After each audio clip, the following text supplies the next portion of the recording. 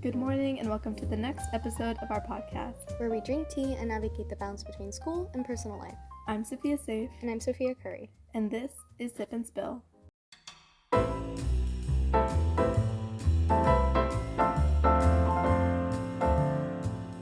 Welcome back to the Tea Journal. The topic we'll be touching on today is student collaborations and conflicts. So let's start with roles in group projects. I think this is a big one for, teenagers today.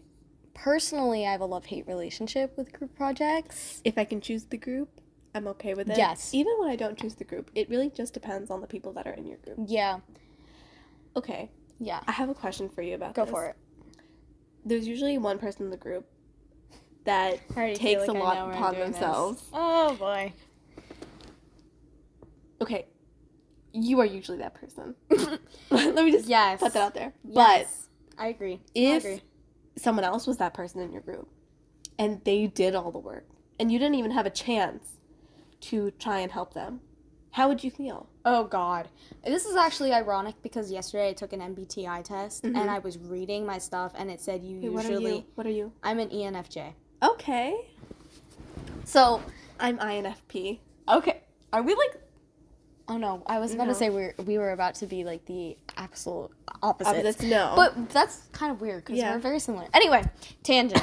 So, while I was reading that, it's I was reading the weaknesses in terms of, like, collaboration and whatever, and one of the things was I tend to take over or take on a lot of it because I don't trust somebody else to do it as good as I do.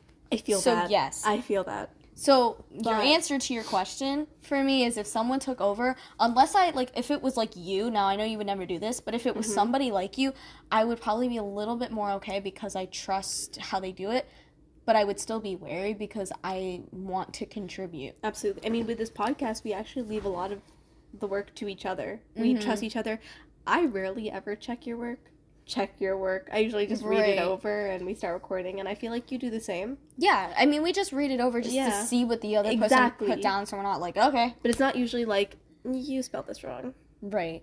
And even if it's not even, let's say, spelling checks, but just say, like, the quality of the work. Like, we're not like, oh, this is terrible quality. We trust each other. Mm-hmm. And, okay, so Weem and I were doing our end-of-year English project together. Right. And as I usually do, I was doing a lot of the work, and she's like, Sophia, you're doing most of the work. I want to also do the work. And I didn't even realize that was what I was doing. And so her bringing that to my attention made me realize that I tend to take a lot of the burden of the work, and I don't usually allow people to show me that they're trustworthy with the quality of their work. I'm very much similar. However, I am aware that I do that, and I'm trying to be better with that and try to delegate more. And one of the things as someone who likes to lead more is I have tried, and, I do delegate and I allow my peers to do it. However, it does still come with that internal anxiety that it's not going to come out. And I have been in situations where I've done that, and it doesn't come out the way I want it, and I'm irked, but it's, I can only do so much, and for my own mental well-being, I can't take on everything because it's just not possible. And along with that comes those who give other people all of the work. So there's people like you and me who either do all the work or delegate the work equally. In our project in HBS, we talked about this, our paper. Oh, that formal lab report. Oh my, that's what it was called, the formal lab report. I realized that I was the one telling people, okay, you do this part, you do this part, you do this part, and I'll take over this. And usually I would give myself one of the more complicated things, the graphs. And I do that too. I did the graphs. Well, I was in a unique predicament with that, with, how I usually am. I'm usually the one who delegates. I was sick for the lab. So you weren't there. So the problem was I didn't even know what they did.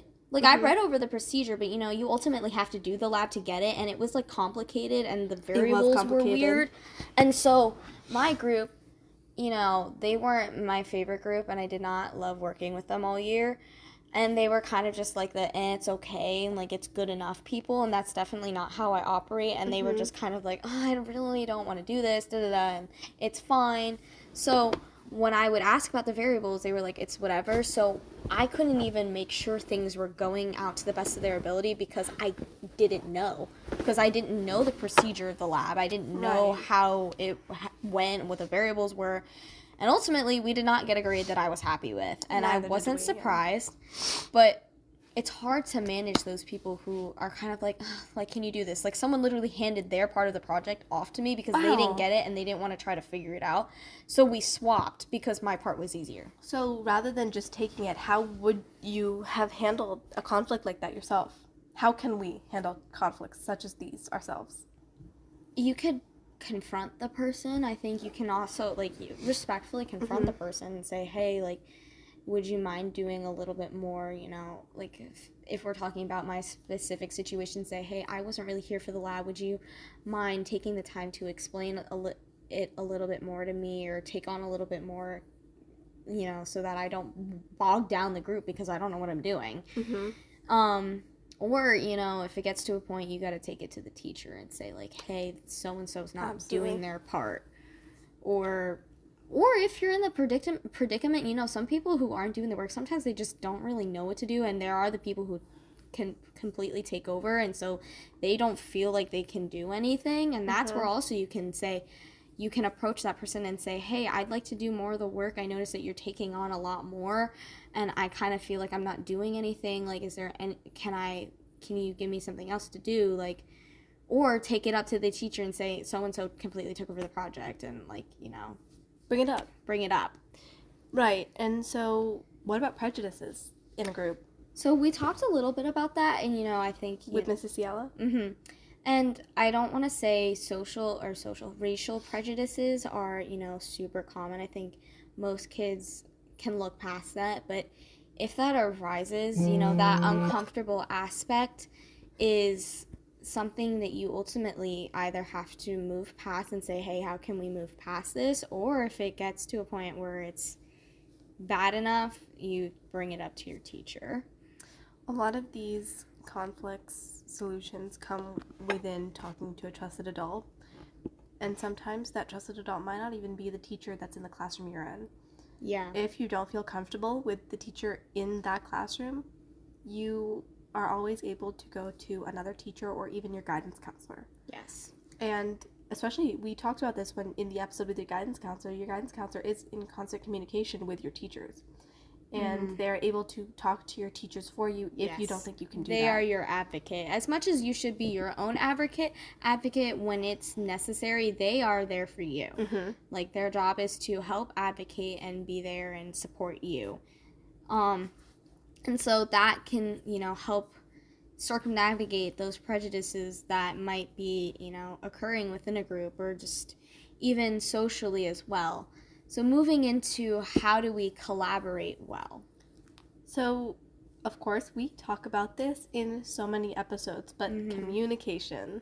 Yeah, communication, again, like, this has been our mantra before, but communication is key. It really is. It's huge, it's important, and I think listening to understand and not just immediately responding and taking over is also super important. I think we talked about this before, but listening to understand and not listening to respond is really important. And this also applies into relationships, friendships. Any collaboration. Any collaboration, exactly. And I think, so if you want to talk about it in terms of group projects, if you're not really listening to understand the other group members, then you're not really going to get anywhere, because you're all just kind of throwing ideas out at each other. But are you allowing them to, come together by understanding somebody else's idea and saying, hey, I can connect mine to this, or hey, I can do that, instead of just throwing out and overpowering somebody else, or maybe even just taking a back seat and just kind of responding, being like, yeah, whatever, that's fine, or not really thinking or putting much effort. Absolutely. How do you think effective collaboration, can start? Ooh, effective collaboration starts with what is it? It really does start with communication, really. I mean, like, you really have to talk to But I'm saying, if you're not, like, it's people that you haven't been around before, and it's just like you just are entering, like, how do you take that first approach in communication? Definitely getting to know who you're working with. So I'm actually going to bring up my group in HBS as an example, because I love them. I loved my group in HBS. Oh, good for you. And I think it's because we really connected with each other rather than just getting together to work. Right. Um, Yes, that makes it easier right. to work with people. One of my group members, she really was able to open up our communication with each other by giving us kind of like would you rather questions. And they were odd. They were like, would you, it was something like, would you rather be as a cupcake, would you rather be eaten or not eaten? Stuff like that. So your color is purple. Just very random things. My color was apparently purple. One of my group members was yellow. I was not jealous. I agree. I am a very purple person, but that's on the other Yeah, I point. can kind of see that. But But like, I also think you're what kind of is your yellow. fabric? What would you as a fabric be? And it would be these like really I kind weird of love questions. these questions. Agreed. And I think these questions are really what opens up Yeah. an easy communication with your partner. Where like you all are working, you're all working together, and you're kind of just like silently working together. You all have already divided up the work, you know what you're doing. And now it's just silent. And this is where you can really get to know who you're working with. And it makes it a lot easier to bring up problems to each other as well. So developing that comfortable space. I think, so one of the things that are important is as you work, not everything is solely work focused because that just can kind of drain the energy of the group as a whole. But kind of just like you said, keeping that light, airy vibe. And I like that she was like throwing out weird questions like that. I love her for that. She made my experience and our entire group's experience in HBS so much better. I mean, that sounds like so much fun. It was so much fun. And we had one guy in our group. And it was so funny. It was hilarious. It was I want to know what fabric such he a is girl's now. girl. He was, I think we said like a t-shirt material. It was no. It was the hoodie material specifically, where it's like a t-shirt material on the outside, but then soft and fuzzy on the inside. Specifically that. That's cute. It was so sweet. What did she say I was? I don't know. I forgot. I think something knit. I think that makes sense. I was gonna say like cardigan, like a knitted cardigan. Aw, that's sweet. Like just warm and fuzzy. I feel Anyway, like you would be linen. I don't. Yeah, because it's like beachy girl. Yeah, exactly. Okay, good. Okay, I don't take offense to that. Anyway, yes. Those good, open, like positive experiences, I think, can really open up. And then you just have to kind of garner also people's like personalities. Like if you have like someone who's kind of snobby or like pretentious, like sometimes you just kind of have to deal with it and, you know, move past it and just say, hey, like whatever, like they're going to be the way they are. Also, allowing yourself to be open to making connections with these people, not just being like, oh, these are just people that I'm going to work with once and forget about. Yeah. Being able to be friendly and open. Like you said, there's going to be at once in your life a snobby person. And being open yourself can help those people be open. Also, being able to communicate with your group helps you find what their strengths are. Yeah. And which can actually help benefit the project that you are working on, utilizing your strengths and your group members' strengths. And I think that's why, you know, we said earlier why we like picking our groups, because we know what we're getting from the person too, so we don't have to do those initial icebreakers, and we can still pull out those weird questions. Yeah. But it allows that you already know you're going to have that comfortable environment to, I was about to say record. Whoops. You can work in. But yeah, record too. Like, you know, anything. So. I mean, between the two of us, we never really had to do those icebreakers. We've known each other since the 4th grade. I'm trying to remember how we, like, I always love, because my mom is, well, I know how we met, because we just kind of started talking when we Basketball is how we connected, though. Yeah. But my thing is, my mom's always like, how did you make that friend? Like, how did you guys become friends? She's like, did you just go up saying, hi, my name is Sophia? And I was like, no, because every time I think about that, I never actually do that.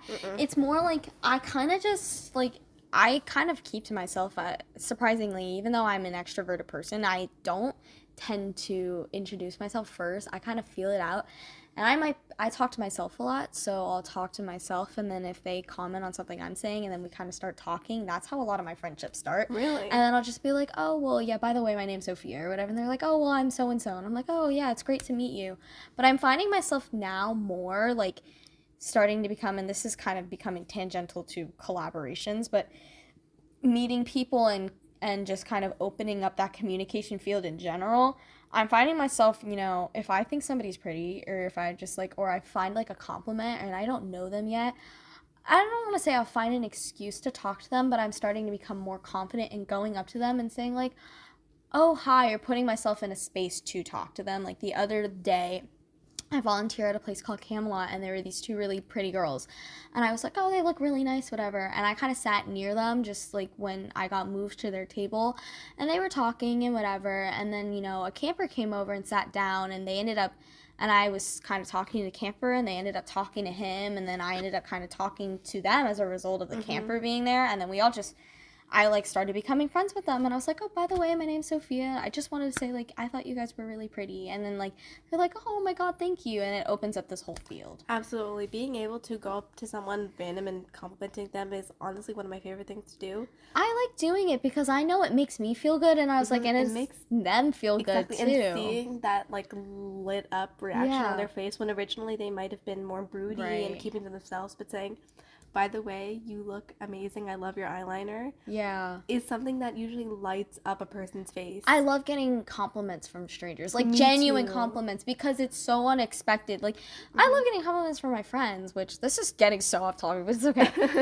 I love getting but because I do know that they're genuine, but they know me. But like getting it from a stranger, it's like they have no personal basis. Then they like it's purely based off just like, oh, I see them and I think they're pretty. Exactly. And I know that when someone compliments me, like, I feel really good. And so when I go and I do it to someone else, it's like sometimes I'm afraid of doing it. But I'm like, why would you be afraid? Like, you're going to, like, surprise them. You're going to delight them because they're going to be like, oh, my God, thank you. Like, and then it's just like, and then you feel good because they're smiling. And it's like, it's just passing that kindness around. So I'm getting a little more, open and, like, comfortable going up to people and saying, like, hey, I just wanted to say, like, I think you're really pretty or whatever. You seem like super nice, and I just wanted to like let you know that. And then it just allows you to have more open and good collaborations and communications with people, and who knows where that'll take you in the future. Exactly.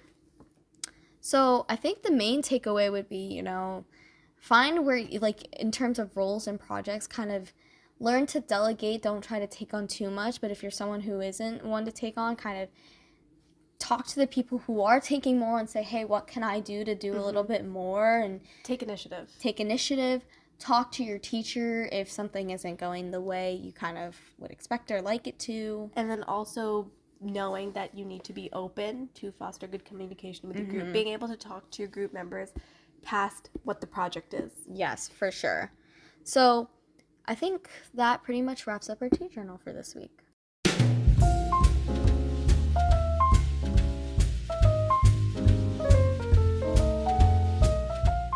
Welcome to Tea Time Talks. To recap, Tea Time Talks is where we bring in an expert to talk about a topic. Today we have a very special guest joining us. She is Sophia's and my current HBS teacher and someone we both admire and look forward to seeing. She also deals a lot with group projects. Let's start with introductions. Tell us a little bit about yourself. Hi, my name is Scialla, and I don't know if I would call myself an expert at this topic, but maybe I have a little bit more information than you guys in your part of your life. But I am a PL2W teacher here at Parkland High School. I also teach biology.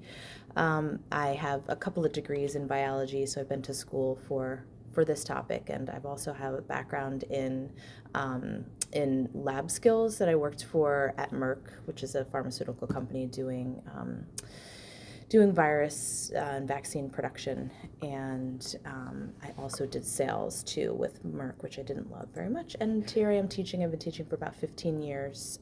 This is not my first teaching job, but this is, I think, the happiest I've been in my career. Also, personally, I have 4 kids of my own at home, so I'm busy. But this is great. So today we want to ask you a little bit about student collaborations and conflicts. Let's start off with our first question. So, can you describe a recent project where students work collaboratively and what strategies you use to facilitate teamwork? Sure. I think on the different classes that I teach, there are different levels of students, not necessarily of ability, but of comfort with working with one another. So you are both in my HBS class, and we collaborate obviously a lot throughout the year, but one of a very formal collaborative experience was the formal lab report that I think we did a few months back, where it was groups of 4 and 5, I think 4, and it was a long lab report and a long procedure, and students were required to work with one another in class, but a lot outside of the class as well. So that, I would say, is kind of the big capstone project in that class, which was collaborative. What do you think, for teenagers who struggle collaboratively, because like you said, sometimes you just put students together, how do you kind of allow them to like work together and make sure that it works effectively, I think is a good Like way how of it's putting it. efficient and not just going off into their own tangents. Yes. Well, I'm not necessarily great at that, but I think that from the start of a project, I randomly group kids in HBS because you are all of a level of comfort of doing a lot of collaboration because it's the second year of this program. So I will randomly group and I'll give space so that I can, and I'm always listening. So I'll give space and I'll kind of hear what's going on. And then I will go around, it's a small class, so I can go around and check in with the 4 to 5 groups and get like a feel or a pulse of what's going on in that group to begin with. And if I find that, one kid seems to be doing the work, I want to make sure that it's not necessarily him or her doing all of the work. Maybe he or she's taking a leadership position and getting this started, but we'll, divvy out the work. So I'm listening, I'm giving space, but I'm also making sure that I go in and check in with each group, and I'm just kind of pulling from the details of what the students will be giving me, and I will ask some pointed questions of like, how is it going? So what do you do when one student is taking on the majority of the work? That's tough because especially with the level student in PLTW, you're all leaders. So you all want to take this project lead the way, right? So you want to all take the lead. So some students are going to be quieter in their leadership roles. Some are going to be more outspoken, and that's fine. Everybody has their own opinion about how they want to collaborate. I will have students review themselves as a group so that they can determine what percentage of the work they think they did, and also for that particular project, much of the grade was group, but there was also a significant portion of as well that was individual. So I did make sure that they knew that that was worthwhile, their own individual contribution to the larger project. Some groups picked up on that, some groups didn't. It's not very. It's harder than it seems. Yeah. So when you see that, and there are kids who take quieter roles versus louder roles, how do you encourage students to listen to each other and respect each other's perspectives while working together? That's a good question, and I think that starts with, that project was, I don't know, February or something like this. I think that starts with day 1, August, walking into the room. And I think that has a lot to do with setting the tone in the classroom to let students know that it's a place where you can ask questions and not feel like, oh, I don't want to ask another question, I don't want to raise my hand. So I think the environment needs to be fostered by the teacher of being a collaborative environment and being a non-threatening environment, and then modeling that myself. You probably see other teachers come into the room all the time, and that collaboration is what we do in the upper C wing for sure. So I think that a lot of it has to do with the culture that's built in the classroom well before a project like that starts.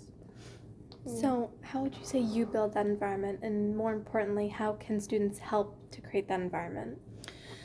I think patience. I think, again, it's a culture of respect, because everybody in the room is different. Everybody has different backgrounds. Everybody has different viewpoints as to why they're taking this class or not.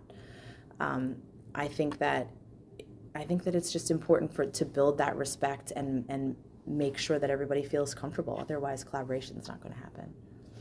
Yeah. So say, conflicts start to arise within collaborative work, because, ultimately not everybody's going to agree. Mm-hmm. How would you, suggest that students manage that, or, go about navigating those conflicts so that the project turns out like, as it should? Yeah. In any group, I prefer students to rely on themselves in the group, but to also understand that if the problem gets bigger than the group, then they can feel comfortable coming to me. So I also teach biology, and I will say to the students when we're doing a big lab, read the procedure. If you don't understand it, ask your partner or partners. If you as a group don't understand it, come to me. So I'm trying to teach reliance on each other and as a group, and last resort, come to me. But it happens, and it's needed if one person's taking over or one person's not pulling their weight. That same project in HBS, maybe, I can't remember if it was last year or 2 years ago, I had a student who talked to me after class and said, I don't think that you're seeing that so-and-so is not doing anything in this project.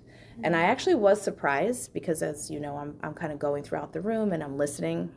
And I was surprised, and I told her, do you think you as the girl who's coming to me to say, we're struggling because this one person's not pulling their weight?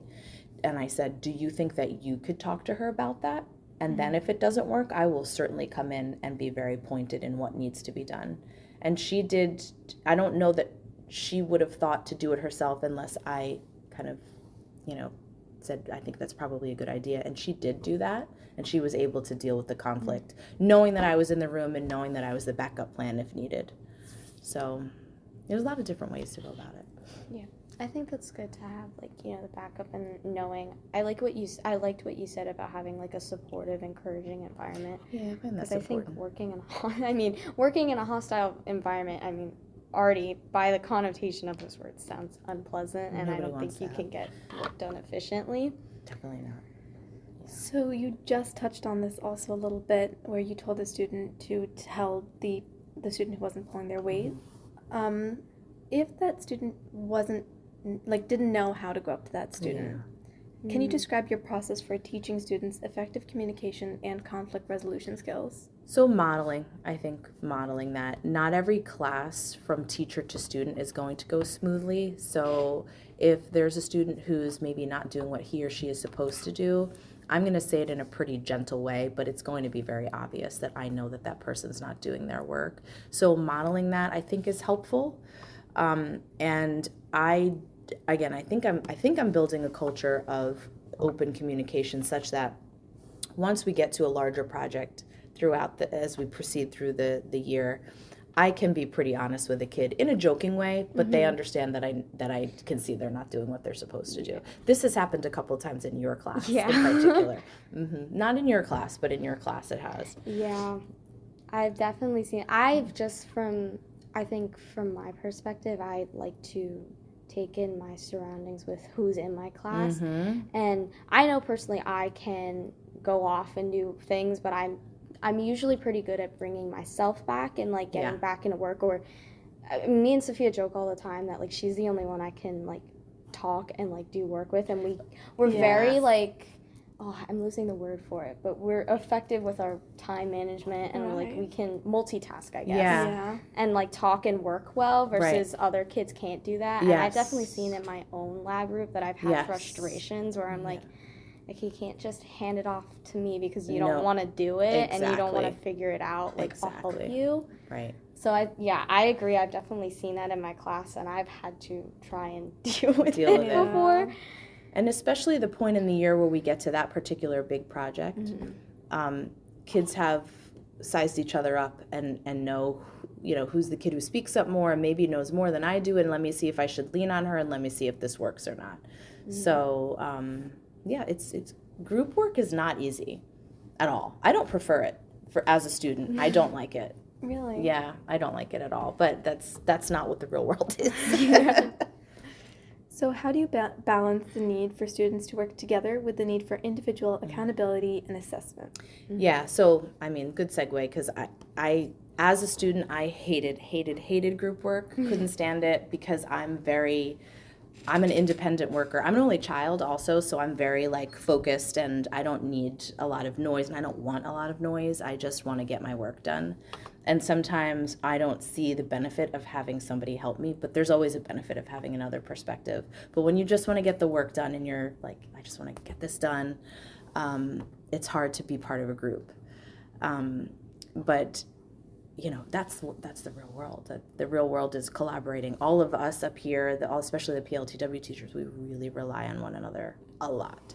So what I will do is make sure that the student knows that I can see their individual input as well and value that in the in the landscape of the entire group's project.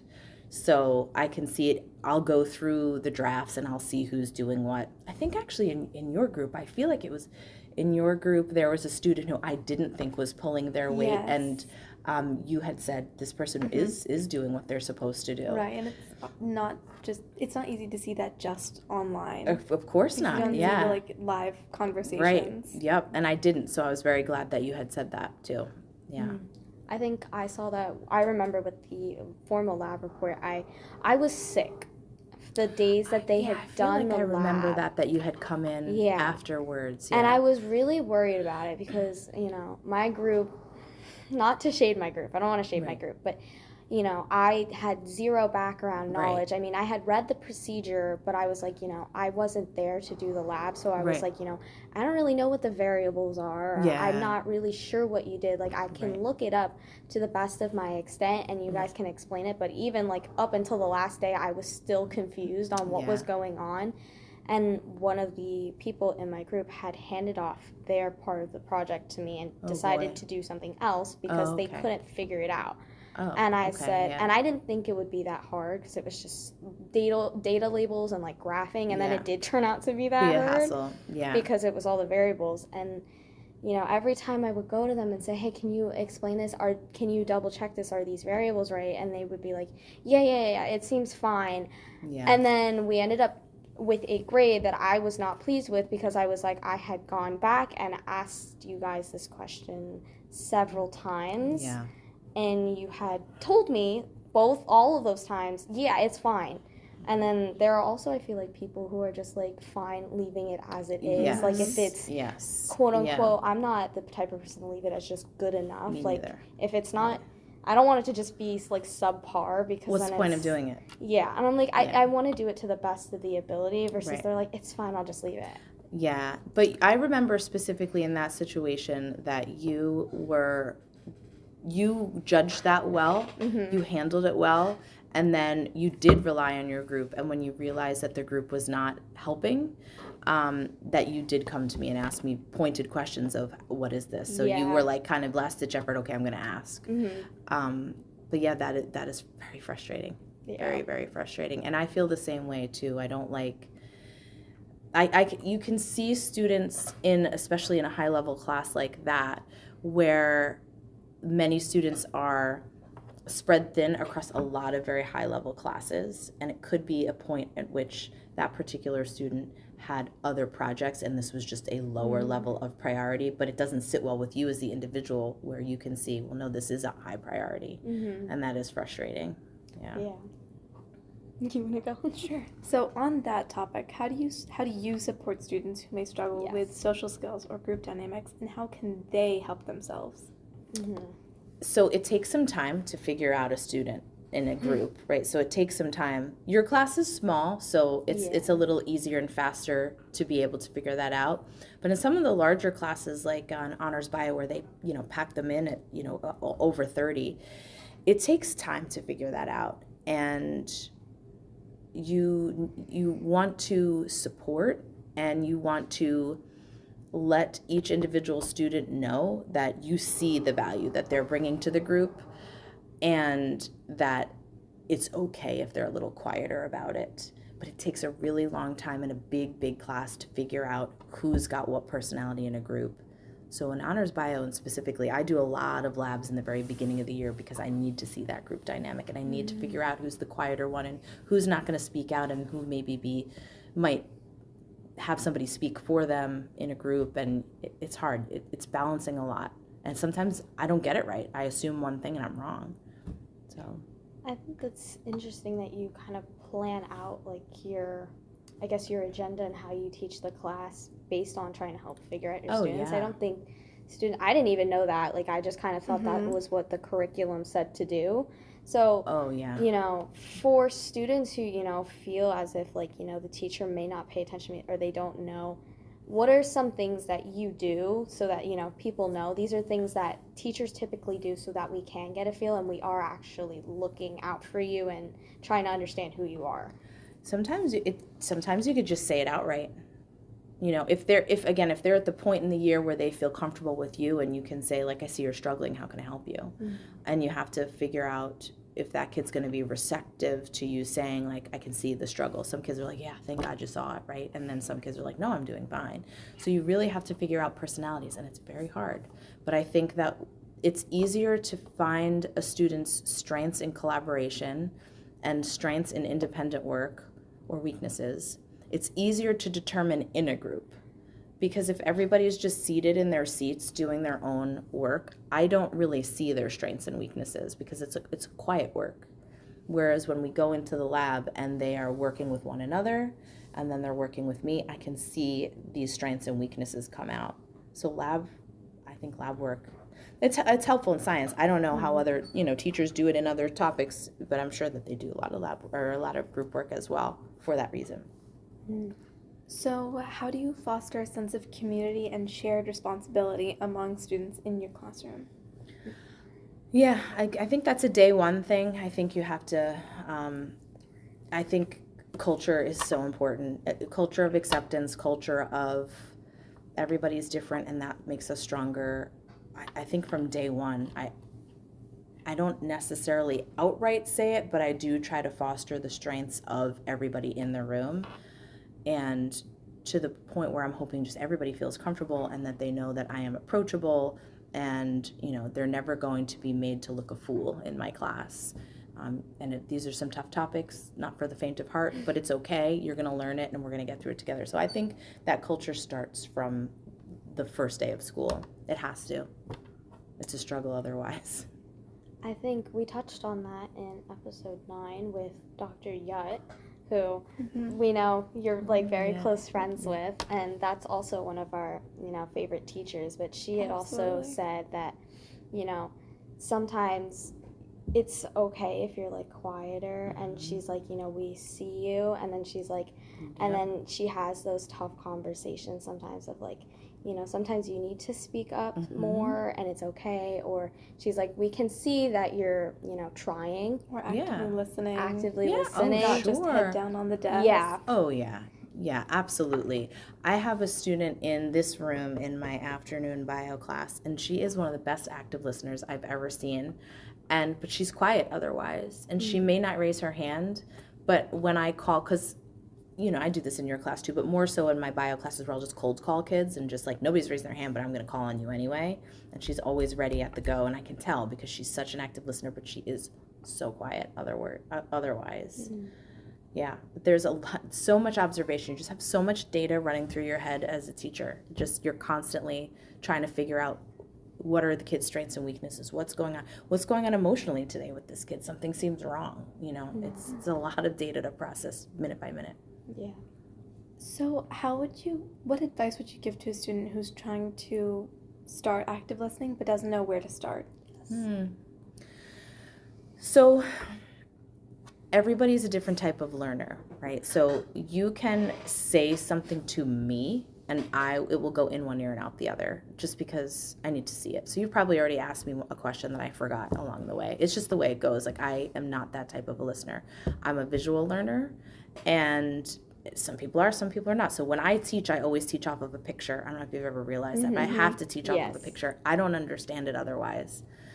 There are students who are more like tactile learners. They need to either write or highlight. And I think part of understanding how you are going to be a good student is understanding what type of a learner you are. So I'll say that to students, especially in the biology classes, like, you think about what type of a learner you are, and maybe you don't realize it, but this is how it works. Do you remember somebody's name when they say it, or do you have to see it on a name tag? Or like, you really have to understand how you as an individual learner are to be able to then actively learn. Like, would it be helpful, for example, for a student to be writing? Are they tactile learners? Would it be helpful for them to not worry about writing at all because that's a distraction, whereas focusing on the picture is better, and listening to questions? So I would say to help a student figure out how to be a better active learner is to figure out what type of learner they are in general, and then apply that to being an active learner. That's important. I think that's difficult. I definitely have thought about that because I know sitting through like a long class, our science classes are double periods. I know. So it's long. Rough. And when I sit there, I remember last year in bio, it's not that I didn't understand the concepts. It's like I would get things, and this would be in math too, and I would understand it, but I can't sit there for like an hour and a half and listen to someone just talk even if there are pictures, and I am an auditor or a visual learner, not an auditory learner. But for someone who is, say, like a tactile learner, but they're also kind of visual, how do you suggest that kids kind of incorporate those harder, like, styles of learning, I think? Because I think it's hard to get, like, a tactile version when you're, like, sitting, listening to somebody. So in your level of class, right, I don't mind if you're not taking notes. Like, eventually you're writing it in your lab journal, and eventually that's going to hit on that tactile point. I don't mind if you don't. I will say, like, especially like your class, if I say, like, all right, let's close your Chromebooks real quick and let's just have some question and answer. That might be helpful for a student who is like, I have to write this down or I have to type this, but I also can't listen at the same time, to try to focus on one thing, or to just try to look at the picture and don't write anything down, just look at the picture. My younger students, like my 9th and 10th graders in bio, I actually require them to write a notebook that I check at the end of every unit. Like, you guys are a little different. It's a lab journal. You're creating like a study guide, basically. I require them to write because I want them to figure out whether or not this is helpful. I mean, studies show it is, but at what level is it with each student? But I understand sometimes too, students will say to me, I know that I'm supposed to write, but I also need to just be listening to you. Is it okay if I take notes when I get home off of the Google Slides? Absolutely. That's fine. So. I remember in our last, what's it called? Lab journal? Like last year in PLTW. Oh, sure. PBS. PBS, thank you. We took notes on the slides, the same slides that they had on the board. Right. And I felt like for myself that was a lot easier than it was just listening. I feel like whenever I like hear a teacher talk, I just tend to just like, it leaves my brain if I'm not writing. Me too. Absolutely. It's easy for me to zone out. Yeah. Me too. Especially, and no offense to the teacher, like especially like I had a teacher last year that the accent or just the way that their tone of voice, my brain was just like, it was like nails on a chalkboard, and I was like, can't do it. I'm or the sorry. time of the day too. Go. Like an after lunch is way harder than a before lunch. Although I'm always snacking in your class, but I'm tired when I get to you guys because I just had lunch. Me too. And I know everybody else. And I then, when I'm not with your class that period, I'm with a bio class, and they just got back from lunch. We're all just tired. We're all like, my energy is way different in that class than it is with you guys. Way different. I'm very tired by the time I get to you guys. I feel terrible because when you are up there like presenting on the board, I'm falling asleep. I know. And it's I don't take personal offense. It's because like I've looked into it, and it was like, you know, right after lunch, your body's energy like dips, your circadian rhythm dips because you're trying to digest all that food. It's exhausting. And I hate having my science classes directly after my lunch because those are not only are they typically my favorite classes, they're also typically my hardest classes, or the most, you know, engaging and, you know, time demanding and, you know, attention, you know, demanding as well. And for me to be falling asleep in that class is like terrible. Like when I fell asleep, I was literally like falling off my chair in chem in the beginning of the year, and it was terrible. Because your body's focused on digesting. Yeah. You also touched on this when we were talking about our math class with Dr. Yet, about how last year when we had our 8th period, we did not understand a single thing in that class. I'm so tired. We did in 8th horribly. period too. And now when we have first period, we're doing great. It's actually. not even not we understanding. understand. It's like just not performing well on tests. Like because you know what's going on in the material, but when you get to the test, it all just kind of by 8th period, over. think of all of what you've taken in. Yeah. By 8th period, it doesn't matter what it is. It's going to be, your brain's tired. Yeah, I noticed a correlation with that with chemistry this year with I know the stuff and then I take the test and it's just I'm digesting my food and I'm exhausted and I was like falling asleep during the test and I'm like I don't do well on the test and I'm like when you I go know to the college stuff. you can pick the times of your classes, pick earlier. Can't wait. Yeah, I would pick rather earlier. do early earlier classes. which is funny. And don't have a big breakfast because then it's the same problem, just a different time of the day. It's actually funny because we were talking about episode 8, which we always connect to all of our other I love it. episodes. I love it. 8 just came out this past weekend. It was about the importance of sleep. Oh, it's so important. And Number one priority. Yeah. And one of the things we connected on was, whether or not you're an early bird versus a night owl, Yes. and when your brain functions. Sorry, at guys. their Is it's that okay. Yeah. At their peak, I guess peak function. Yeah. And I said I feel like I could be both because I can get up early and I honestly feel more productive when once I get my body moving in the morning. It's hard for me to move myself out of the bed, but once I do it, It feels better. it feels better, and I get more out of my day, and I like it, and I think that's why I'm glad, and I wish I had science in the morning. Yeah. I know. I'm grateful to have my science before lunch. Yeah, I'm peak Yeah. at 3, 4, and it's my whole career. I'm always peak period 3 and 4, because I'm awake. 1, 2, I'm a little tired, but I'm awake, but I'm Yeah. tired.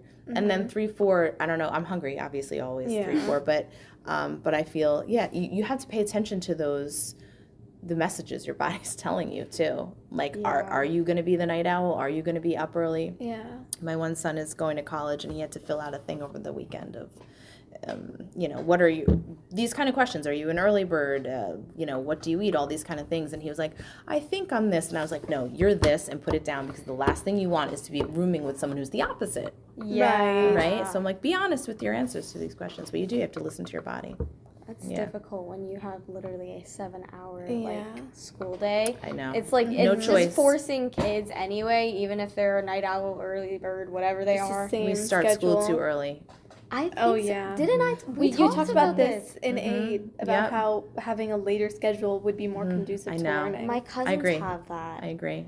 And I Yeah. really wish. See, I'm on a leadership council with the superintendent. I Okay. sit in the room with him. Right. Except, I wish we did a little bit more. It's more they take us places and they're kind of showing us leaders around the community, that's and this is cool. how you can emulate them. And I love that group. Yeah. But I also wish they gave us more opportunities to improve the school district, Yeah. because one of the things I really wanted to say was, why don't we start high school later?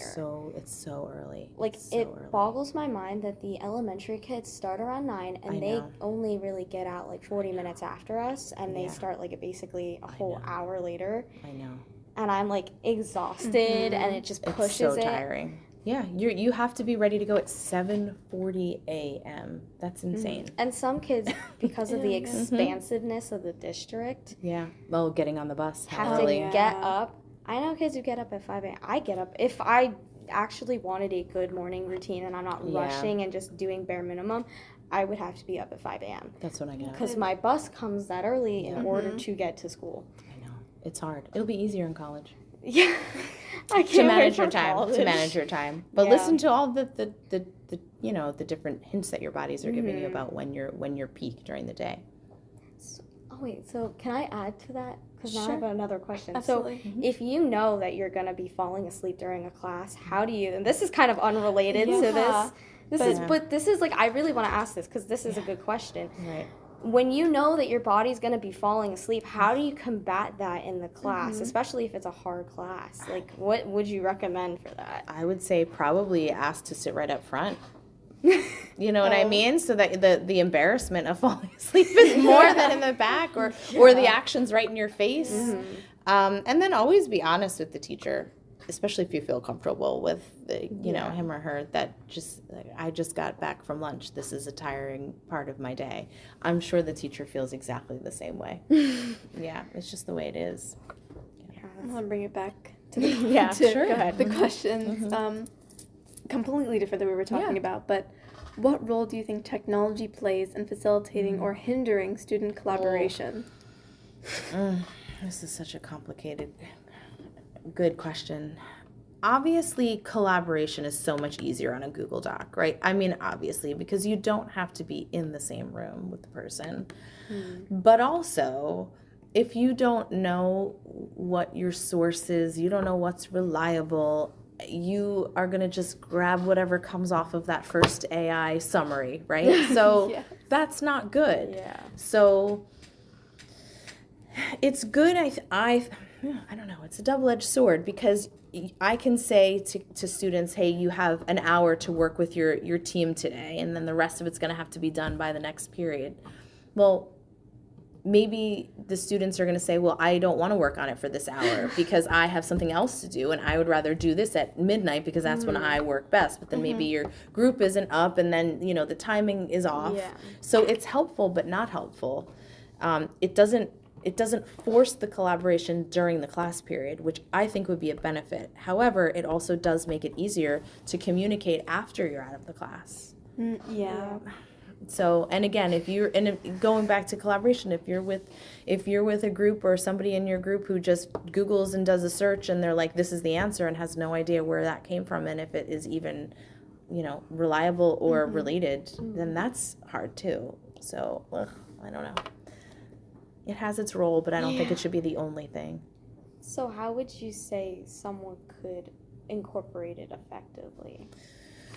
Well, I think there's got to be a lot of learning at the younger, and there is more so now than there ever has been, the learning of how to, I hate using this term, but being a better digital citizen, but that's kind of what it is. And you have to let students know, especially now, especially in the past 2 years, where you have to think about where this information is coming from. And I think that if you start to teach that to younger kids at a younger age, not with application to, biology, but with application to even something as simple as learning letters or words. If you let students know, if you are using your Chromebook or you're using your technology to answer something in class, how do you know that what you're getting is actually factual? So I think learning that at younger ages is very helpful. And then for the class that I teach with you guys, it's so much about critical thinking and it's so much about problem solving that I emphasize it as much as I can, because it drives me absolutely nuts when someone Googles something and then they just read off the very first thing and they have no idea where it came from. Yeah, for sure. Ugh, I think this next question connects, again, there's a lot of connecting here, connects back to 9, where we talked a lot about students in relation to going up and advocating for themselves with their teachers personally, but how do you encourage students to take ownership of their learning and contribute, to the group's success, and that advocation aspect? I think, again, it's going to go back to that culture and feeling comfortable with the teacher, feeling comfortable in the classroom to know that you can speak up. And self-advocating is such an important, that is a critical skill. It's a critical skill in every aspect. I think to foster a community and a two-way relationship in terms of give and take with talking back and forth with students, to know that the student can self-advocate rather than feeling terrified of the teacher. Nobody wants that. You're not going to self-advocate if you are afraid of the teacher, right? You're also not going to self-advocate if the classroom culture is not constructive. So I talked about this again in 9, but if one has a teacher that is not purposely trying to be scary, right, but it's terrifying nonetheless. Yes, and also has said things such as, I don't care what my students think about me, I'm going to teach the way I want to teach, so on and so on. You're stuck between a rock and a hard place there, right? This is the saying at home that that my husband and I say to our kids. Having a good teacher is not guaranteed. And I can remember the good ones and the bad ones, right? And you're going to, and I don't mean to label good and bad, because I don't want to make it that simple, but having a teacher who is going to be approachable and having a teacher that is going to allow you to self-advocate is a luxury. So, sometimes you're going to be stuck with a teacher who you are terrified of. Try anyway and see what happens. I think in your class the other day, there was a student who was asking me something about how do I talk to another teacher. They didn't name this teacher. And the student said, I'm scared of her.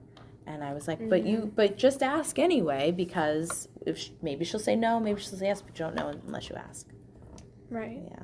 I think we encountered that initially with the interviews.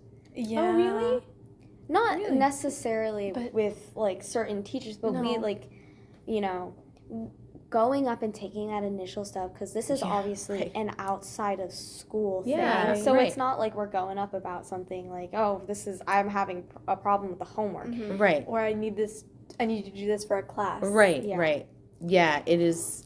Yeah, that could be intimidating. It was really scary because I remember saying like, oh, what do we say? And Right. I think we eventually like made ourselves a little script. That's a we good were like idea. over analyzing it, and we're like, okay, this is what we're gonna say. And I think planning it out really helps, but I think it's even scary talking up and out like in a group, because I know like group settings in terms of even in projects or just individually, like say the answer but you're afraid of like judgment or what I know. That's or hard. whether or not you're wrong. And then you Yeah. don't want to, I think for me personally, it's like you don't want to make a contribution if it's not actually contributing anything. Right. And I'm like, am I just Yeah. wasting time with this contribution?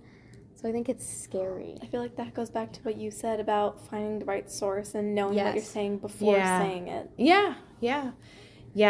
It's and especially at your age, although this isn't something that necessarily would change, but it kind of does as you become a little bit older. There is in a classroom an understanding of there may be judgment of what I say or what I do in a classroom, and that's very hard as an adolescent, right? As a grown-up, sometimes I'm like, I don't really care what they think about me. But I mean, you kind of always a little bit do, right? You don't want to make anyone feel uncomfortable.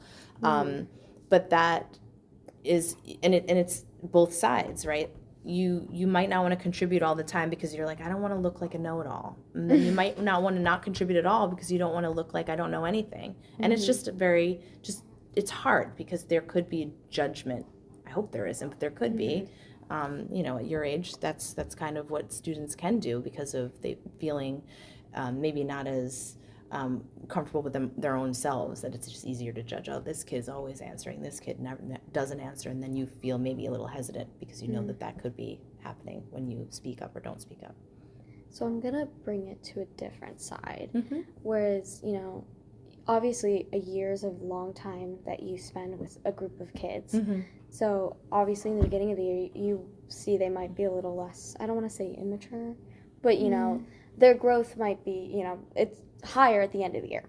So have you seen students grow in terms of how they collaborate and make and watch them mature into oh wow, look where you were at the beginning of the year, like you weren't able to collaborate as well or speak or advocate as well, and what do you think they did kind of to facilitate that change? So some yes, some no. And a year is a long time to spend with students, especially at this age, because there is so much growth and development. Some yes, some no, meaning that practice and trial and error helps. So if I were to, I'm not going to, but if I were to give you another formal lab report in a group, right, a different group or the same group, you have learned from what worked or didn't work with the other group at another time. So trial and error is going to help. So practice. And that, I think, is something that is going to help a student grow and develop. There are students who, because of potentially what's going on in their outside lives, that there's almost like a stoppage of that growth and development because they have other stresses in their life and they can't worry about a group project right now, right? So, and also, some yes, some no on the no side. It's brain development. I mean, it is kind of what we talked about in class. Like that frontal lobe development is so much faster in females than it is in males. And there's nothing to say like, oh, this male is, I don't mean that the male is like lazy or unknowledgeable. Like they are. It just takes them a little bit longer to get to that point where that frontal lobe is developed or developed enough to say, I'm going to just sit and I'm going to listen to what my group members say before I jump in and take over or do nothing. So it depends on the kid and it depends on their circumstance. Yeah, we talked a little about this in episode 9 with There's a lot Mrs. of Roberts and episode Mr. 9. I'm gonna have to McGar. definitely listen to 9. Yeah. He was, we were talking about this. I don't know what exactly the context was.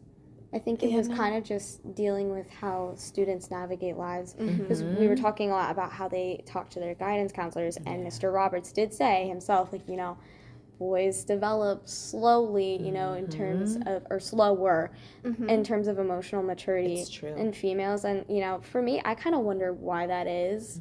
Because it's not to shame them, but it's like, No. I It's also not definitely an do see excuse that. if they do Yes. things wrong. Yeah. But, I think me and Sophia have definitely seen that in just people in our lives. And it's, and it's funny that, you say that, because I think you come like from a unique perspective of like teaching like a health science Yeah. class. Oh, sure. Mhm. Like Right. Yeah. you and then or like teaching a psychology class. Like you Right. can Yeah. A you lot have of a overlap better there. Yeah. understanding as you watch these kids mature and Yeah. develop. The development will tend to be like if you think of a friend of yours who's a female and you think of her growth in a year and how he or she may have changed with respect to her interactions socially and or academics, that year is going to be a lot. But you almost sometimes need to, and this is not all boys. I have 2 boys, and one is extremely mature. He's the younger one, and the older one is still mature, but it took him longer to get there. So, and it depends. Like, so in any case, if you think of boys and you think of their growth and development, you almost have to think of like from freshman year to senior year, and there's for sure going to be growth and maturity. Whereas a lot of times for girls, just because of the frontal lobe and that kind of development, that same growth could happen in a much shorter period of time. They get there, everybody gets there, but it's in a much shorter period of time. So like if I have a class of sophomore boys and girls, it might take longer for that young man to reach that development. It might not even be in the year with me. It might be later on. Speaking of, Yeah. I'm just gonna text him real quick. But go ahead, ask me another question. Do you think that speaking on maturity, do you think, while you're in a group project, because obviously some boys, you're going to have boys and girls in a group. So do you think it causes, like, it can clash or can cause, like, some sort of hindrance? Like, I'm trying to think because I know me and Sophia have talked about the certain people that we feel comfortable talking about with certain subjects or how well we jive with them or are able to communicate based on maturity level. Right. And I feel like that's, communication is huge. Again, Yes. Right. as we Of course. literally It is. always in say, every episode. every Yeah. episode we talk about how big communication is in It's life. such a big deal. And I wonder Yeah. how that hinders or can even improve a group's performance based on the maturity levels within the kids in the group. It can make or break it, I think. Yeah. Really, like, and as I said, with your class at the level that it's at and the level of expectation that you guys are really kind of taking the lead, I am just randomly, for the most part, randomly assigning. But for my honors bio and my CP bio kids, there is a lot of thought about who's working with who. So like I'll be kind of like making groups and really, really thinking hard in a CP bio class of who I'm putting together because it makes a very big difference. Yeah. Yeah.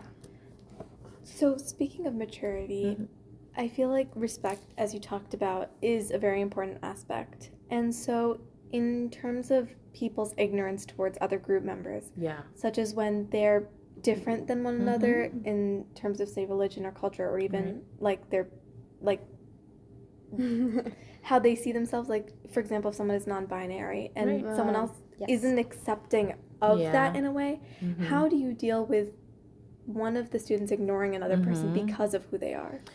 So I think again it goes back to fostering culture and knowing that from day one I would hope that as the weeks went on that students know that I could care less what's going on with your background and I care for you as a person and I don't care what background you have. So I think if I foster that, then that could help to feed more acceptance, but it doesn't always. And I find in limited cases, because Parkland is so diverse that it is amazing and wonderful, and I love it so much because I've worked in other places that aren't like that, and I love it here so much for that reason.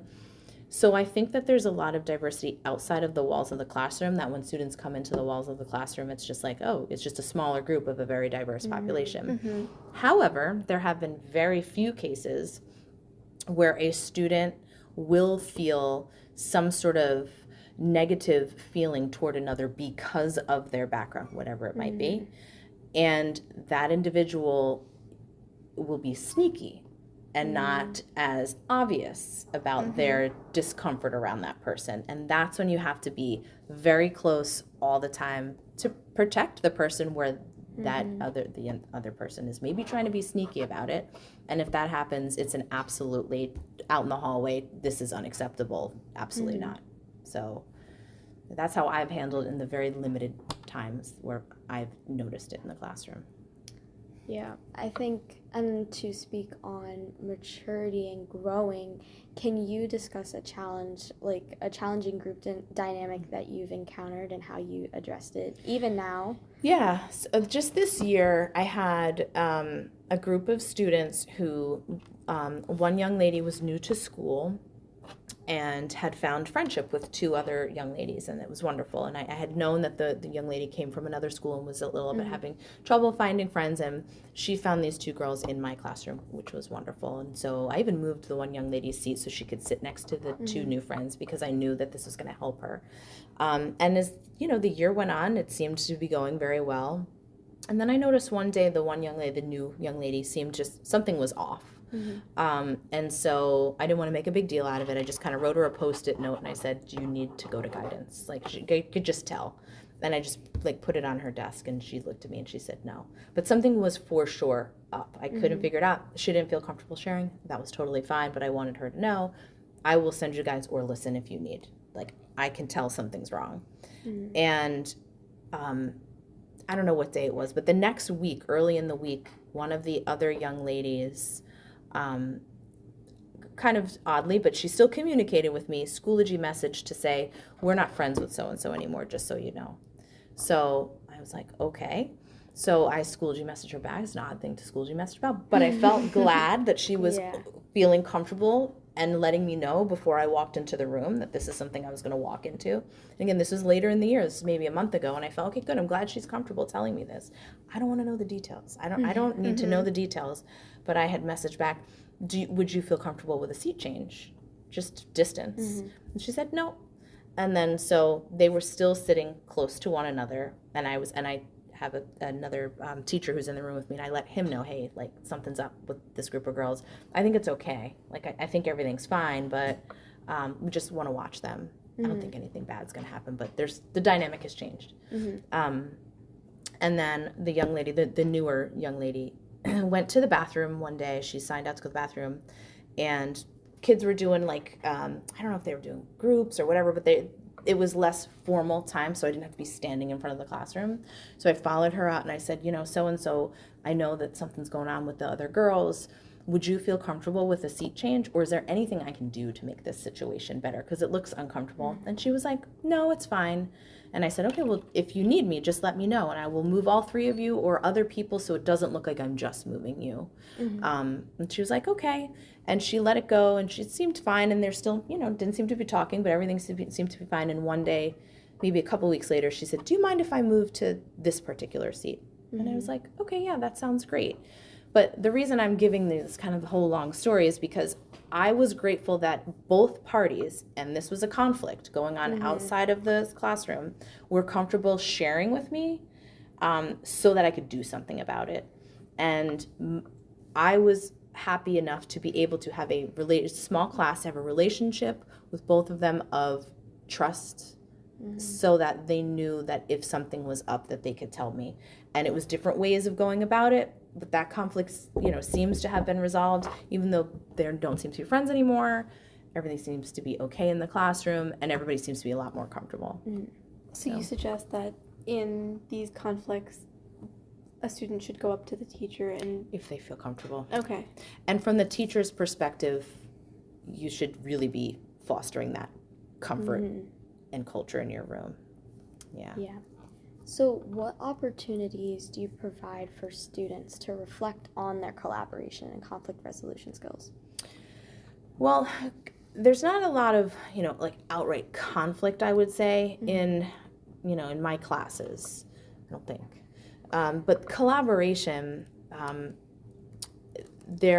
if there's a group project, like this big project we've talked about a few times already today, I gave the groups as much time as they needed to pour through that lab report and see, what parts everybody got, credit for, and didn't make that process go fast. I didn't want to go quickly through this process. I wanted everybody to be sitting around a lab group and now face to face with, this is our score and this is the reason why.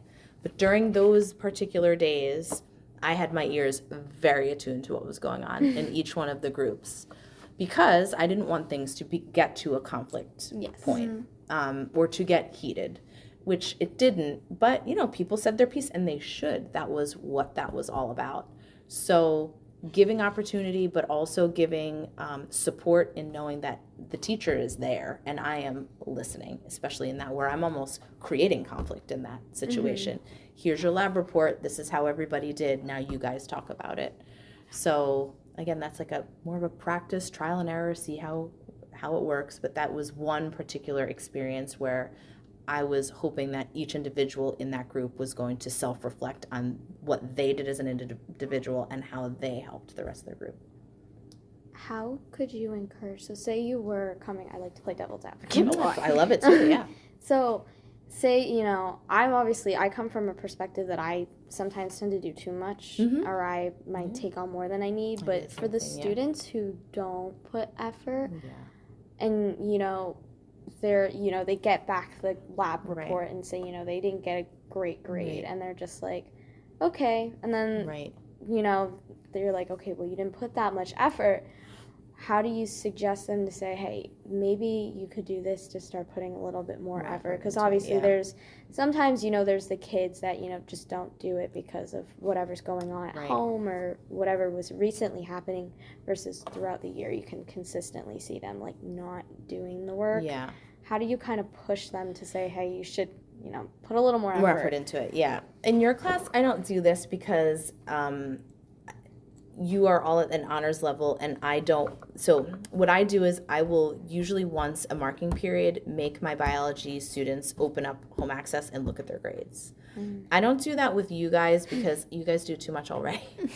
And I don't want you to get anxiety about it. So, but what I will do specifically with my CP students who are wonderful but tend on the motivation to be not as motivated as a group that I teach for PLTW is to 6 weeks or 5 weeks through, be like, with the halfway mark, look at home access, look at where you are, and I always encourage them to make a goal. What is your goal? We're halfway through the marking period. What's your goal? Is your goal to get A's and B's in all your classes? Is your goal just to pass? Whatever it is, I don't know what it is. It's not my goal, it's your goal. We're halfway through. Are you reaching that goal? And look at your grades. Are there any zeros in there? Like, look to see, are there things you have not done? Is that the reason why you're not reaching your goal? So I'll do that in particular with my CP classes so that also they can turn that ship around halfway through, right? So that if this mistake wouldn't be something that's permanent. But that's what I do in some of my classes to make sure that they can see like, oh, maybe I'm not really doing what I'm supposed to do. And now I see the result. I'm not doing what I'm supposed to do. I'm also not reaching my goal. How can I change it? Yeah, I think that's a difficult thing, and I think as you go through high school, you obviously mature, as we said a lot, and your skills in collaborating with other students grow. So how do you think those skills will benefit students future, like in their future academic and professional pursuits? I think anytime you have any self-reflection, it's growth on all levels. I have to turn on a dime a lot. I could be teaching honors bio period 1, 2, and I have to teach it again 6, 7, but I have to do something completely different. I've done this with my 3, 4 class and had to switch it by 6, 7, because it just doesn't work, right? And if you don't self-reflect, you're just going to make the same mistakes over and over again. And self-reflection isn't like, it's not like harming yourself. You are seeing what you can do better to make things go more smoothly. So in this profession, you have to constantly be ready to turn on a dime. You have to assess and change it if you need. Most professions are like that. Maybe not as quick. We don't have to change as quickly as maybe a teacher does. Like, I can change this by next period. But any job or profession where it's status quo all the time is not healthy. You're constantly going to need to change. And if you're in a profession that's not, you're going to be bored. You're going to get completely, you're just going to feel overwhelmed all the time, burnt out. So self-reflection is, I think, probably every career, or at least it should be. So those kind of skills that are being practiced are going to carry. Yeah. And I think that's a big thing that we always talk about is there's a lot of mental health, psychological aspects Mm-hmm. of self-reflection is hard because it's hard to look at what you've done wrong, and I think it's hard because naturally as human beings we judge, and I don't want to say judge, but we take things to heart, or we are like, we take it personally and we're like, oh, this means like I'm a terrible person if you didn't do it, and it's of course not true, but I think it is a big step, but it also like change isn't a bad thing. Like I know it's always someone's like I've grown up with my parents always telling me like don't let people change you, but not with the intent of saying change is bad, but saying like, know, keep your core being. But also I think people take that too literally sometimes, and they're like, no, I don't want to change at all. And they're like, it's okay to change and grow. Change is natural. Necessary. Don't make people force you to change, maybe, But it's definitely necessary. Absolutely. Of course. Okay. Of course. Is there anything else you would like to add? Or is there anything we missed? No, this has been delightful, girls. Okay. Yeah. So I think to wrap it up, students collaborating, obviously it's a very hard thing. And then, I like how you said you have to build like a community of respect and trust and tolerance. Yeah. And that's really important even before you go in a group. And then kind of just, I like the self-reflection thing a lot and reflecting on what you've done. Yeah. And then just taking into account what the other kids in your group are like. Yeah. You never know what they went through, yesterday, this morning, last night, last week. You don't know. Yeah. It's a lot harder, for a student to come in and hide that. Teachers can just be like, okay, I've got something going on at home and I'm just going to turn it off and I'm just going to go do my job. But it's a lot harder to do for young people. So, Okay. So that wraps up Tea Time Talks. Well, thanks for having me. Thank you so much for joining us today, Mrs. Scialla. It was a pleasure. Wow. It was a pleasure to talk to you. It's always a pleasure. We enjoyed it. Thank you. Sophia and Sophia. Not Sophia and Sophia. Not to be. No. Yeah.